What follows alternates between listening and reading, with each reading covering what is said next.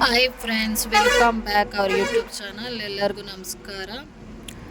ಇವತ್ತು ನಾವು ಸಿಂಪಲ್ ಆಗಿ ಗೋಲ್ಗುಪ್ಪ ಮಾಡೋಣ. ಆರೋಗ್ಯಕರವಾದ ಗೋಲ್ಗುಪ್ಪ ಮನೆಯಲ್ಲೇ ಮಾಡೋಣ. ತುಂಬ ಸೆಕೆ ಇದೆ, ತುಂಬ ಬಿಸಿಲಿದೆ. ಏನು ಸೆಕೆ ಅಂದರೆ ಸೆಕೆ.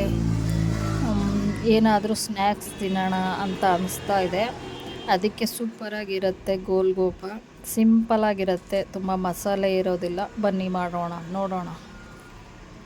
ಮೊದಲು ಸ್ವೀಟ್ ಪಾನಿ ಮಾಡೋದಕ್ಕೆ ಹುಣಸೆಹಣ್ಣು ಮತ್ತು ಬೆಲ್ಲ ಕುದೀತಾ ಇದೆ. ನಂತರ ಪುದೀನ ಸೊಪ್ಪು, ಕೊತ್ತಂಬರಿ ಸೊಪ್ಪು, ಹಸಿಮೆಣಸಿನ್ಕಾಯಿ ಎರಡು ಕಡ್ಡಿ ಸಾಕು. ಪುದೀನ ತುಂಬ ಸ್ಮೆಲ್ ಆಗಿಬಿಡುತ್ತೆ. ಹಸಿಮೆಣಸಿನ್ಕಾಯಿ, ಪುದೀನ, ಕೊತ್ತಂಬರಿ ಸೊಪ್ಪು ಎಲ್ಲ ಹಾಕಿ ಮಿಕ್ಸಿಗೆ ಉಪ್ಪು ಹಾಕಿ ಸ್ವಲ್ಪ ನೀರು ಹಾಕಿ ರುಬ್ಕೊಬೇಕು. ಸ್ವಲ್ಪ ಸಣ್ಣಕ್ಕೆ ಮಾಡಿಕೊಂಡು ನೀರು ಹಾಕಿ ರುಬ್ಕೊಂಡಾದಮೇಲೆ ಸೋಸ್ಕೊಬೇಕು. ಇದನ್ನು ಸೋಸ್ಕೊಂಡಿದ್ದ ನಂತರ ಇದು ರೆಡಿ ಆಗುತ್ತೆ. ಇವಾಗ ಖಾರ ಪಾನಿ, ಇವಾಗ ಸ್ವೀಟ್ ಪಾನಿ ಏನು ಕುದಿಯೋಕೆ ಇಟ್ಟಿದ್ವಿ ಅದು ಕುದ್ದಾಗಿದೆ. ಕುದ್ದಿದ ನಂತರ ಸೋಸ್ಕೊಳ್ಳೋಣ. ಸೋಸ್ಕೊಂಡಿಟ್ರೆ ಇದು ಇವಾಗ ಸ್ವೀಟ್ ಪಾನಿ ರೆಡಿ ಆಗುತ್ತೆ. ಖಾರ ಪಾನಿ, ಸ್ವೀಟ್ ಪಾನಿ ರೆಡಿ ಆಗಿದೆ. ಇವಾಗ ಪೂರಿ ಕರ್ಕೊಳ್ಳೋಕ್ಕೆ ರೆಡಿಮೇಡ್ ಪೂರಿ ಅಂಗಡಿಯಲ್ಲಿ ಸಿಗತ್ತೆ. ಚೆನ್ನಾಗಿರೋದು ಕ್ವಾಲಿಟಿ ನೋಡಿ ತೊಗೊಬೇಕು.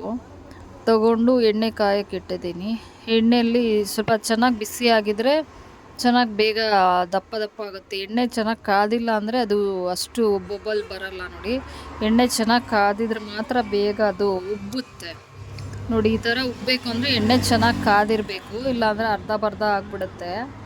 ಇವಾಗ ಪೂರಿ ಏನಿದೆ ಅದನ್ನೆಲ್ಲ ಕರ್ಕೊಳ್ಳೋಣ, ಎಷ್ಟು ಬೇಕು ಅಷ್ಟು. ಅದು ವೈಟಿಗಿದ್ರೆ ಅಷ್ಟು ಕ್ರಿಸ್ಪಿಯಾಗಿರಲ್ಲ. ಈ ಥರ ಫುಲ್ಲು ಬ್ರೌನ್ ಆದರೆ ಸ್ವಲ್ಪ ಕ್ರಿಸ್ಪಿಯಾಗಿರುತ್ತೆ. ಅದು ಸ್ವಲ್ಪ ವೈಟಿಗಿದ್ರೆ ಸ್ವಲ್ಪ ಮೆತ್ತಗಿರುತ್ತೆ, ಅಷ್ಟು ಕ್ರಿಸ್ಪಿಯಾಗಿರಲ್ಲ. ಇವಾಗ ಬೇಯಿಸಿದ ಬಟಾಣಿ ರೆಡಿ ಇದೆ. ಬಟಾಣಿ ಬೇಯಿಸಿರೋದು. ಇದಕ್ಕೆ ಇವಾಗ ಸಣ್ಣಕ್ಕೆ ಈರುಳ್ಳಿ, ಒಂದು 3 ಈರುಳ್ಳಿ ಕಟ್ ಮಾಡಿ ಹಾಕ್ಕೊಂಡಿದ್ದೀನಿ. ಇದಕ್ಕೆ ಸ್ವಲ್ಪ ಉಪ್ಪು, ಸ್ವಲ್ಪ ಚಾಟ್ ಮಸಾಲ ಹಾಕ್ಕೊಂಡು ಕೈಯಲ್ಲಿ ಮಿಕ್ಸ್ ಮಾಡಬೇಕಿತ್ತು. ಚೆನ್ನಾಗಿ ಮಿಕ್ಸ್ ಮಾಡಿದ ನಂತರ ಇದು ರೆಡಿ ಆಗುತ್ತೆ. ಸಿಂಪಲ್ ಮಸಾಲೆ. ಬೇಸಿಗೆ ಇರೋದ್ರಿಂದ ಏನು ಜಾಸ್ತಿ ಮಸಾಲೆ ಹೆವಿ ಯೂಸ್ ಮಾಡಬಾರ್ದು, ಒಳ್ಳೆಯದಲ್ಲ ಆರೋಗ್ಯಕ್ಕೆ. ಇದು ಇವಾಗ ರೆಡಿ ಆಗಿದೆ ನೋಡಿ, ಎಲ್ಲ ರೆಡಿ ಆಗಿದೆ. ಗ್ರೀನ್ ಮಸಾಲ ಪಾನಿ, ಸ್ವೀಟ್ ಮಸಾಲ, ಪೂರಿ ಎಲ್ಲ ರೆಡಿ ಆಗಿದೆ.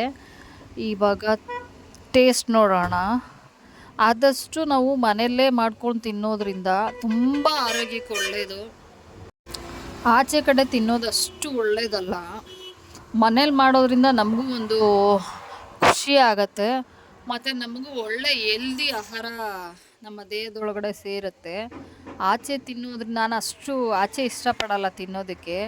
ಆದಷ್ಟು ಮನೆಯಲ್ಲೇ ಟ್ರೈ ಮಾಡ್ತೀನಿ ತಿನ್ನೋದಕ್ಕೆ. ಸೂಪರಾಗಿದೆ, ಮಾತೇ ಬರ್ತಾಯಿಲ್ಲ ನನಗೆ. ನೀವು ಮಾಡಿ ಟೇಸ್ಟ್ ಮಾಡಿ ಹೇಗಿತ್ತು ಅಂತೇಳಿ. Thank you for watching my video. ಎಲ್ಲರ ಆಸೆ ಕನಸು ನೆರವೇರಲಿ.